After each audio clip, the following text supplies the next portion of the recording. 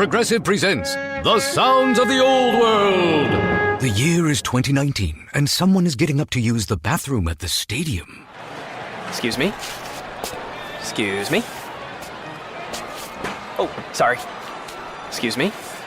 You mind if I just squeeze by here? This has been The Sounds of the Old World. Brought to you by Progressive, where drivers can still switch and save like it's 2019. Quote today at Progressive.com. Progressive Casualty Insurance Company and Affiliates.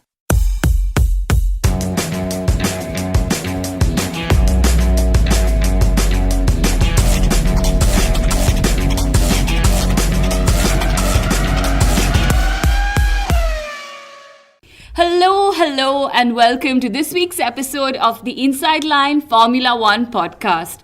Guys, we've had a great race in Shanghai, the Chinese Grand Prix, and it was actually very unpredictable and very excited. Kunal, I was glued to the TV. I don't know about you. Yeah, in fact, that's also the reason why we are actually a day earlier. We actually got into the studio a full day earlier, because we were so excited. And plus, it's a double-header weekend for us, so much Formula One action. So, Kunal, the last time we spoke about the Chinese Grand Prix, you had some very cheeky things to say about Chinese products. So, what are your views now? I wish I could just eat my words up, but that's only about the Chinese products that we're talking about. So, we had an incredible race, and I think I'm going to just go on and on with thanking a lot of people. So thank you, Mercedes. Thank you, Lewis Hamilton. Thank you, Max Verstappen. Thank you, Ricciardo. Thank you, even Rain, because there were just so many elements that all came together. In fact, thank you, China, and thank you, Shanghai as well. Because apparently the local police cooperated with the FIA to ensure road closures all the way from the circuit to the hospital, in case the medical helicopter couldn't operate. Isn't that awesome? That is really awesome. Kunal, you forgot to say thank you, Ferrari, and thank you, Sebastian Vettel, and I don't know, thank you, Lance Stroll, maybe. But, if you're done with your thank yous, I'm going to start with the podcast. We have a lot to discuss this week, like every single week. Yes, and in this week's episode, we'll do a quick look back to the Chinese Grand Prix, which was absolutely incredible, like I've said before as well. And then, like always, we have our funny side of Formula One that we'll bring. And there's more to this section than just jokes on McLaren Honda. I'm going to start by saying congratulations to Lewis Hamilton. It was his first win of the season, so he was absolutely overjoyed. He also got pole, he took the race win, of course, and he got the fastest lap. So basically, it was his third Grand Slam. Only his third Grand Slam, huh, Kunal? That's a little strange for somebody as talented as Lewis Hamilton. I think 53 or 56 wins and only his third Grand Slam. But it wasn't as simple as he made it look. Yeah, and it actually wasn't. And while there was a lack of wheel-to-wheel racing for the first place, there was enough strategy that was playing out for everyone, specifically Hamilton and Vettel. And the big question on strategy to me is, did Ferrari forget a key strategic input called team orders? And let's remember, Ferraris have been masters at team orders, and maybe had they used team orders in China, probably Vettel would have been closer to Hamilton. Probably he would have been ahead of Hamilton, and it's just good speculation. We would have had a very pissed off Kimi Raikkonen, though. Yeah, so I'm going to go on record to say I'm not in favor of team orders, but just putting the question out there. I'm actually very glad that Ferrari let their drivers race, especially because it's fairly early on in the season, too early to take a stance. We've seen Mercedes do it last season, and we were so pleased with them for letting their drivers race. Oh, yes. Red Bull Racing let their drivers race today too, and I am so happy because that was quite the spectacle. Since we are talking of overtaking, there were actually some very fantastic battles and few overtakes, and I'm actually happy with that equation, that whole quality over quantity talk. And like we said on the video that we did for First Post as well, drivers were actually being made to work hard to overtake. It wasn't the flick of the DRS wing switch. Actually, so we had Vettel, Verstappen, Grosjean, Perez, a lot of drivers making moves up and down the order. But when we talk about overtaking, it has to be Max Verstappen. And my God, Kunal, what a crazy, insane, mad opening lap. He gained 9 places on the first lap. Yeah, this whole race reminded me of the races that were held back in the 2000s. And talking of Max Verstappen's charge, his charge was all about pace and talent and not entirely on strategy. And it's unlike what we've seen in the previous seasons. That said, it's exactly what we've seen Max Verstappen do last season. When he was starting P16, I was sure that this was going to be his golden moment to shine yet again and his chance to win the driver of the day yet again. And he did all of that, absolutely blew us away with his talent. And actually, he needs to follow the tradition he set in 2015 and 2016. Basically, finishing the season with the maximum number of overtakes. So a good recipe for a good race is to keep Max Verstappen at the back of the grid. Anyway, the Dutch fans are literally going to tune out, but I was just kidding about that. And talking of the driver of the day, I think there were a few more drivers who probably deserved it as much. Sebastian Vettel, obviously, he would be my choice for the driver of the day. And I'll tell you also why. So Max Verstappen actually robbed us of the opportunity of a Vettel versus a Verstappen fight when he went deep at that final chicane. I was so looking forward to that battle. That's a pity, but I am sure, Kunal, we're going to see a lot of those battles in the races to come this season. Yeah, it'll be like Vettel versus baby Vettel. Super looking forward to it. By the way, Sebastian Vettel's position at the start, that was a little cheeky to say the least. And I'm actually very glad he did not get a penalty for that. Yeah. Maybe if this was still last season, he would have had like some 30-place grid penalty next race or something. Vettel was actually very cheeky, and all these cheeky things he does, reminds me of the great Michael Schumacher. And to be honest, I expect the FIA to put out a clarification on being in the grid box literally tomorrow. The drivers are keeping the governing body busy even between the races. I was going to say Sebastian Vettel is thinking outside the box,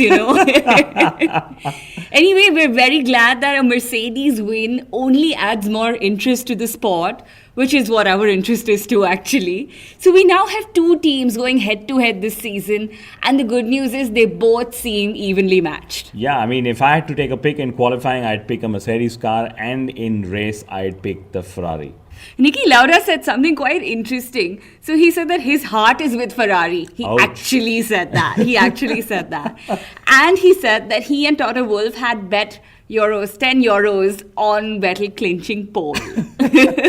They're such misers. Very miserly. But I think they're going to get into some sort of trouble, yeah? No. Given their stature in Mercedes, nobody's going to touch them. It was all in good banter, I'm sure. So at this moment, we have Hamilton versus Vettel obviously in the mix. But unfortunately, Kunal, there is no Finnish driver in that mix. So I'm talking about Kimi Raikkonen, of course, and Valtteri Bottas. I think the excitement will only be greater when all four of these drivers are fighting for podium finishes, for victories, and for the championship. And that's what the teams are expecting. That's what the fans are expecting as well. And let's really hope that the Finns pick up pace. In fact, I'd say 6 drivers, because I'm also counting the 2 from Red Bull Racing. We've seen Max Verstappen, do wonders today. And I'm sure Daniel Ricciardo is going to be back next race with as much excitement. Yeah, so we had 3 different teams finish in the top 3 today, and that's brilliant. And we've also had 2 drivers tied for first place in the Drivers Championship, and I cannot believe when that last happened. I'm sure there'll be some people who'll put this statistic out on Twitter, and when they do, we'll probably quote them as well. And the biggest surprise is that Max Verstappen is in 3rd place, and not the number 2 drivers from Ferrari and Mercedes. And frankly, I think the Constructors Championship will be won by the team with the faster fin. And they'll be competing with each other, because I don't think they are going to end up competing with their number 1 drivers or their teammates, at least for the next few races. I don't really get that confidence in them yet. Kunal, that's a really, really interesting point. And I think all of us are going to be looking out for these Finnish drivers. You know how much I love Kimi Raikkonen. So I really hope he steps up. Valtteri Bottas has only 2 more races to prove to Mercedes and prove to all of us actually that he deserves that goddamn cockpit. They'd said that they'd make their assessments 4 races into the season. Yeah, and I think China is probably going to be very embarrassing, or was embarrassing for Valtteri. So he had a spin and then he had a recovery spin behind the safety car. Now that's a little too much of an ouch moment, and he was also off the podium. His teammate ended up winning, so a lot to digest for Valtteri. Poor Valtteri. What's even worse is that he got called Nico on the radio to add to his trauma from the weekend. I wish I could actually ask Lauda though, would Nico Rosberg have done as well or as badly as Valtteri Bottas? So I read a few comments on Facebook, and a few fans actually said that Rosberg would have probably been leading the race. Wow. Some pretty die-hard Nico Rosberg fans out there. I'm sure they'll get trolled pretty soon. As for the other Finn, Kimi Raikkonen, I know he's your favorite, but I think Kimi Raikkonen needs his on-track form to be as good as his on-radio form. And although I could possibly question Ferrari's strategy for Kimi Raikkonen today, but eventually even Kimi needs to pick up his pace. Actually, a lot of people are questioning Ferrari's strategy because they brought in Vettel during the virtual safety car period, which compromised his race. Yeah, and he actually lost out during the safety car. So yes, there's a virtual safety car where there's a safety car period, but there's no car on track, and then there is a safety car period which has the safety car on track. And I know Formula One is confusing, but that's not about it. So to me, what was crucial is that Ferrari were showing that they were trying different things to get Vettel in a better position, and it worked in Australia and it did not work in China. But the most crucial part is that they were trying. Another team that tried very well and did very well today, Toro Rosso. They're actually fourth now in the Constructors Championship. Crucially, they're ahead of Force India and Williams. I think that's pretty awesome. That's very good news for them. Carlos Sainz had a really good race. Kunal, you must be celebrating. Where is the party? Frankly, I was very, very worried when, Carlos took the massive gamble at the start. So he started on super softs while every other driver was on intermediates. And while he lost out majorly at the start, look where he finished in the end. He had a fantastic race. I actually loved his on-track battle with Fernando Alonso.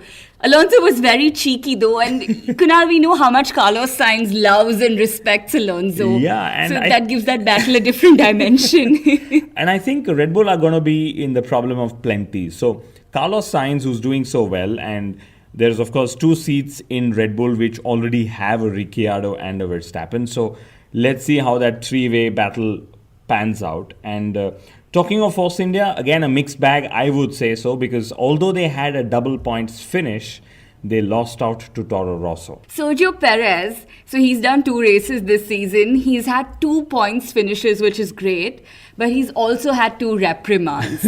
Ouch. Kunal, if he continues at this rate, he will have a race ban by mid-season. Bigger ouch. Force India will then go and sell the pink cockpit to a female racer at some point. That'll be cool.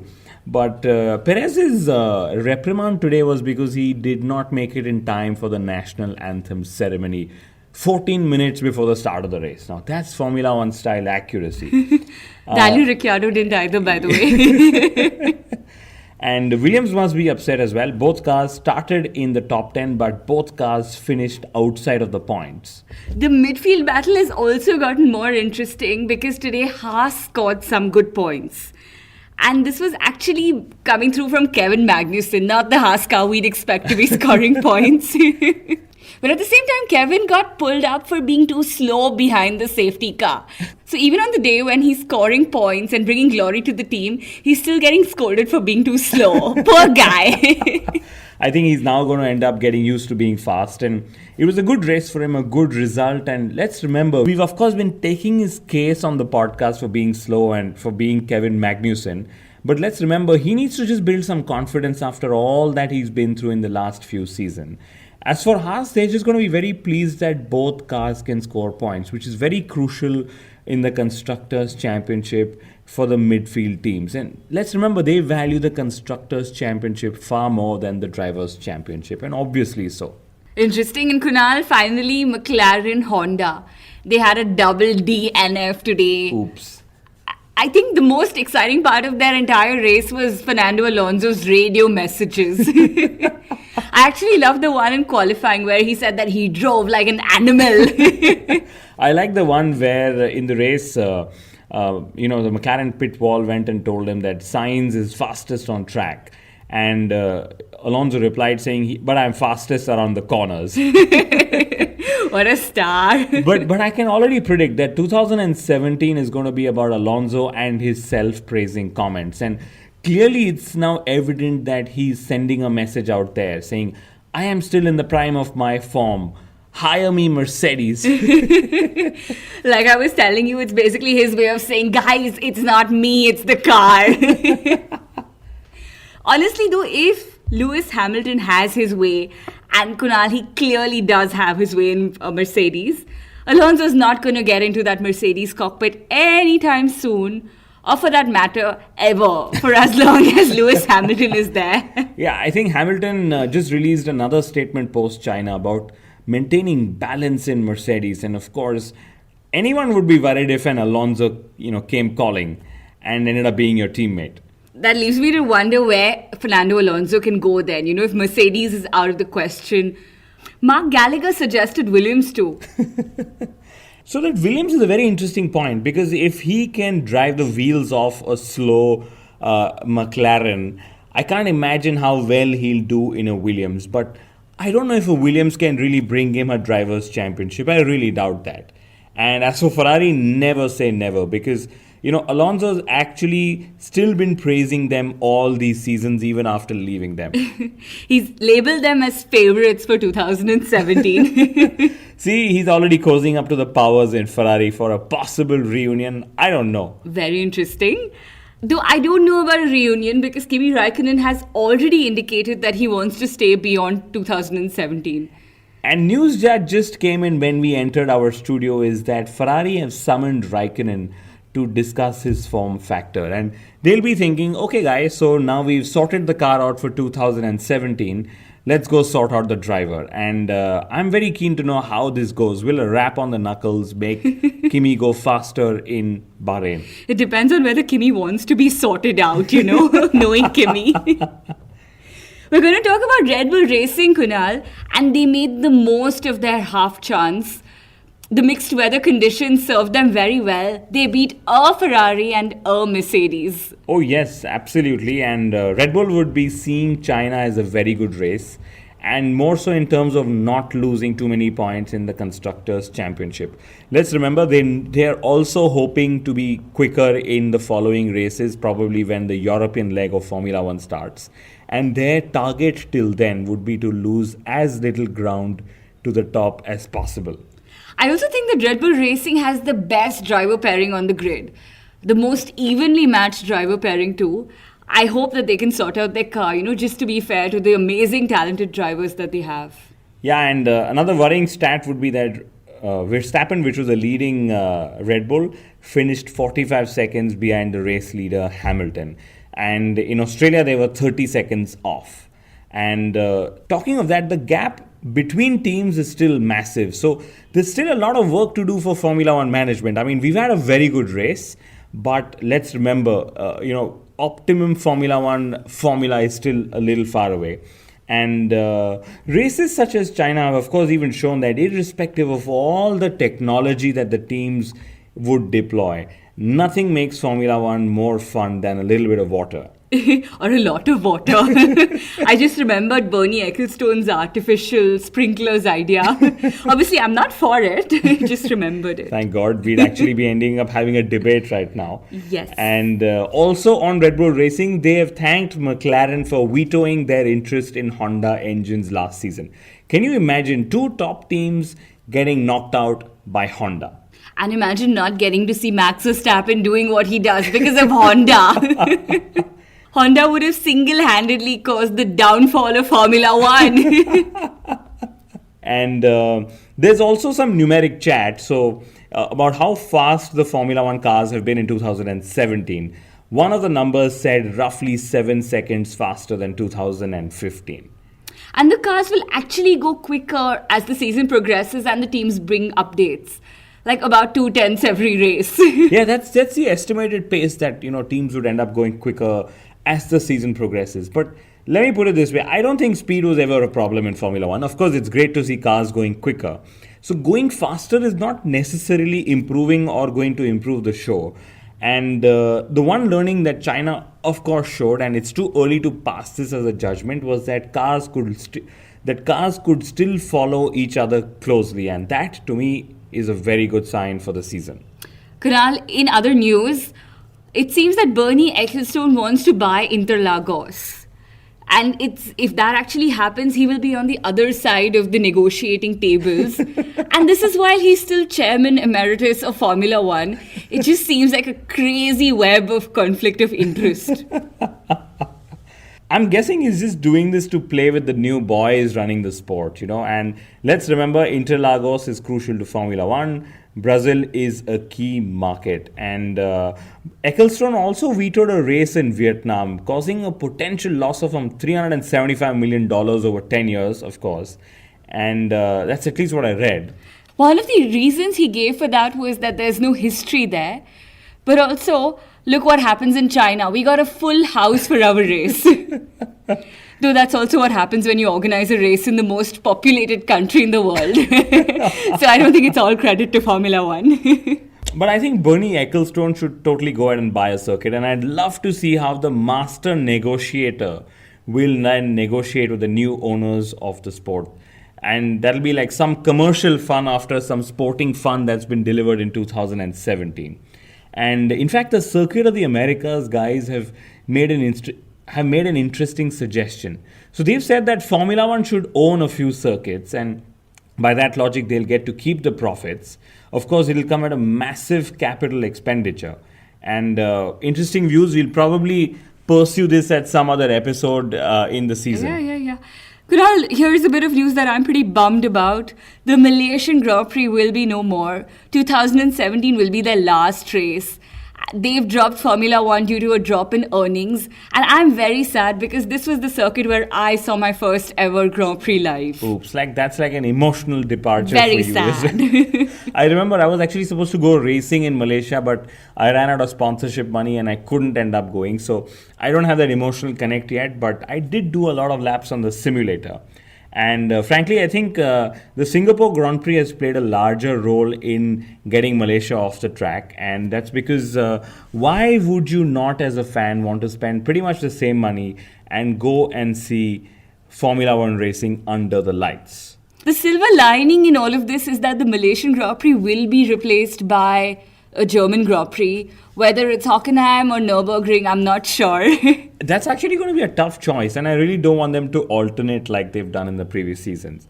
I just say we should have both of those circuits. More the merrier. Okay, so excitingly enough, our first double-header weekend is here. Christian Horner has compared this to a WWE gimmick. But yes, Bahrain to look forward to in like no time. It's going to be a twilight race. What should we expect? I think it's going to be status quo. Ferrari versus Mercedes, and let's not get bored of that battle because we're going to have 17 more races. So I'm literally going to look up to a fan in anger if they say, I'm bored of the Ferrari versus Mercedes battle. And there's not going to be much to choose between them in Bahrain as well. Although from what I've read, Ferrari should be stronger in Bahrain because the circuit suits them. But that's what we'll get to see. And Red Bull Racing, they're going to be a second off, and then you know the rest, how it flows. Kunal, predictions. My prediction is that we will have Friday practice in Bahrain for a change. We did not have them in China. And frankly, look at how it worked out. We did not have any practice. We still had all the drivers who had to perform on Saturday, and the drivers who would have struggle on Saturday. And look at the brilliant race we had. So maybe Formula One is going to learn from China to realize that Friday practice is just not needed. And this has been, the racing format has been discussed and is being mulled by the powers out there. And let's see what they come up with. So I asked you for predictions about the race, not predictions about the racing format. But anyway, since you've not asked me, I'm going to offer you my predictions myself. Although I am a big Kimi Raikkonen fan, I don't think I have much confidence left in him. Oops. Rather, I'll frame it like this, that I'm happy that Ferrari has more confidence in him than I do at this point.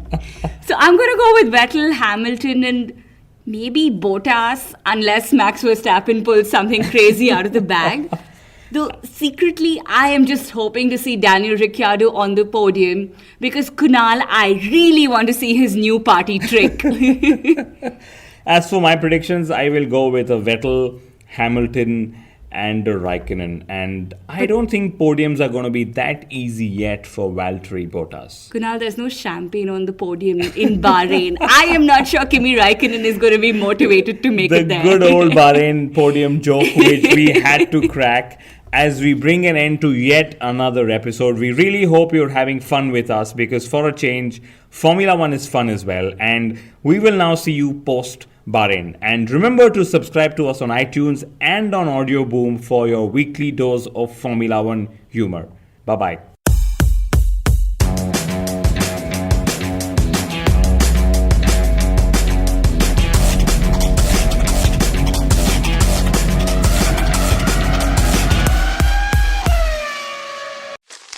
Me, but also you. The Pharaoh fast forwards his favorite foreign film, Powder Donut. Okay, what's my line? The only line I see here on the script is get options based on your budget with the Name Your Price tool from Progressive. Oh man, that's a tongue twister, huh? I'm sorry, I'm gonna need a few more minutes. Bulbous Walrus, the Bulbous Walrus. The Name Your Price tool, only from Progressive. The owl ran afoul of the comatose coxswain. Progressive Casualty Insurance Company and affiliates. Price and coverage match limited by state law.